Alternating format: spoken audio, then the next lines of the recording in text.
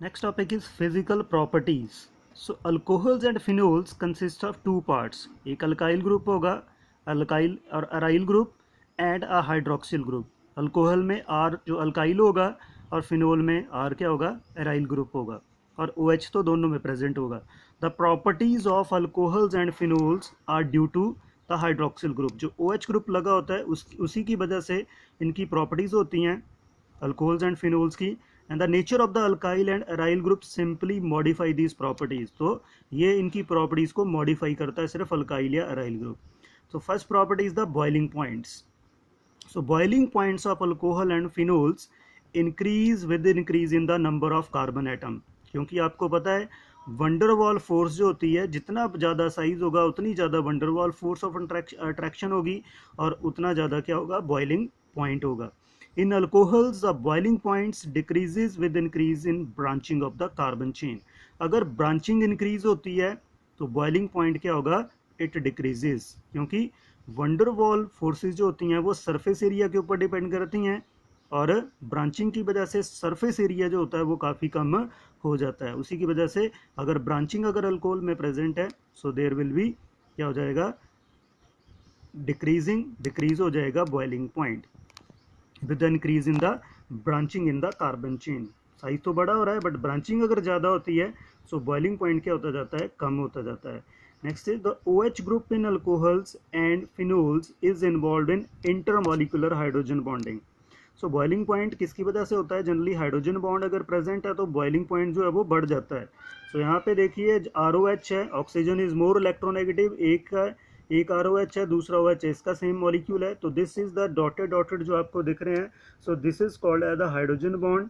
Intermolecular hydrogen bonding हो रही है ROH में, सारे के सारे अल्कोहल में. उसी तरह से जो फिनोल है वहाँ पे भी this is OH phenol dot dot dot dot. तो this is also intermolecular hydrogen bonding. तो उसकी वजह से इंटरमोलिकुलर हाइड्रोजन बॉन्डिंग की वजह से देर इज द क्या हो जाएगा, ज़्यादा इनका क्या होगा, बॉइलिंग पॉइंट होगा.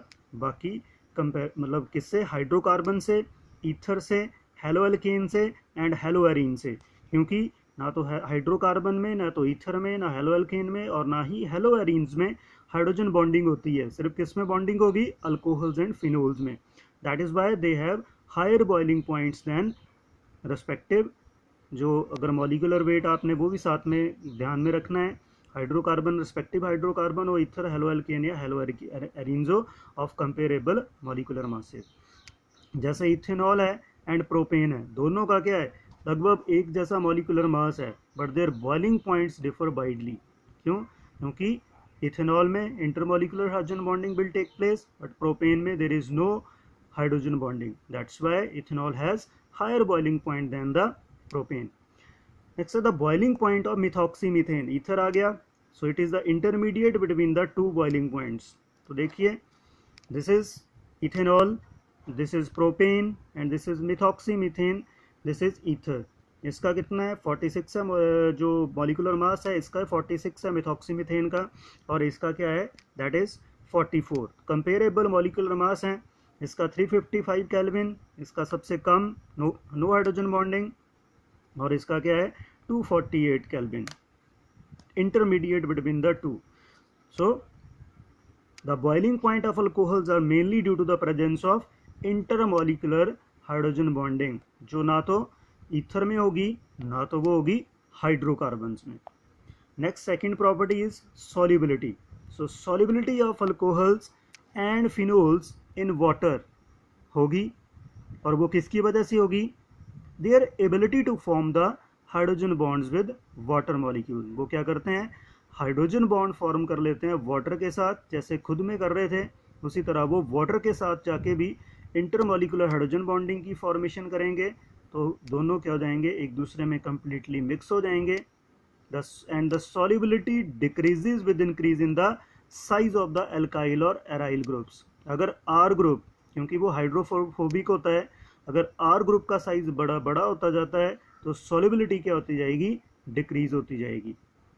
Several of the lower member lower molecular mass alcohols are miscible with water in all proportions. मतलब किसी भी प्रोपोर्शन में मिला दो, 90-10 की रेशो ले लो, 50-50 ले लो, किसी भी प्रोपोर्शन में जो लोअर वाले मेंबर होंगे they are clearly soluble in water, right? Next is physical property, chemical properties. So chemical reactions. So alcohols are versatile compounds. They react both as nucleophile and electrophile. वो nucleophile का भी काम करेंगे और वो electrophile का भी काम करेंगे. सो पहले हम लेते हैं अल्कोहल एज ए न्यूक्लियोफाइल. तो न्यूक्लियोफाइल आपको पता ही है, ऐसा कंपाउंड जिसके ऊपर क्या होगा, लोन पेयर ऑफ इलेक्ट्रॉन होगा, ROH, lone pair of electron. So यहाँ पे अल्कोहल क्या एक्ट कर रहा है, न्यूक्लियोफाइल. तो ये किसके ऊपर अटैक कर रहा है, देखो कार्बन है, इलेक्ट्रॉन डेफिशिएंट है, तो ये लोन पेयर यहाँ पे जाके डोनेट हो सकता है, कार्बन की वैलेंसी पूरी हो जाएगी, उसी वजह से अटैक इज पॉसिबल. तो यहाँ पे alcohol is acting as a nucleophile. और दूसरा देखिए alcohol as a electrophile. The bond between CO is broken when they react as electrophile. जब भी बॉन्ड CO के बीच में ब्रेक होगा तो वो क्या एक्ट करेंगे, अल्कोहल्स, वे रिएक्ट एज इलेक्ट्रोफाइल्स. या protonated alcohols react in this manner. Protonated मतलब अल्कोहल की हमने अगर प्रोटोनेशन कर देते हैं तब भी क्या होएगा, they will act as electrophile. जैसे देखिए यहाँ पे दिस इज RCH2H, अल्कोहल है सिंपल, H पॉजिटिव, प्रोटोनेशन हो रही है तो OH2 पॉजिटिव बन गया, OH2 पॉजिटिव. अब देखिए, अब ये बॉन्ड, क्योंकि ऑक्सीजन इज मोर इलेक्ट्रोनेगेटिव, तो ये बॉन्ड जो है हो रहा है यहाँ पे टूटने की कगार पे है, टूटने की कोशिश कर रहा है.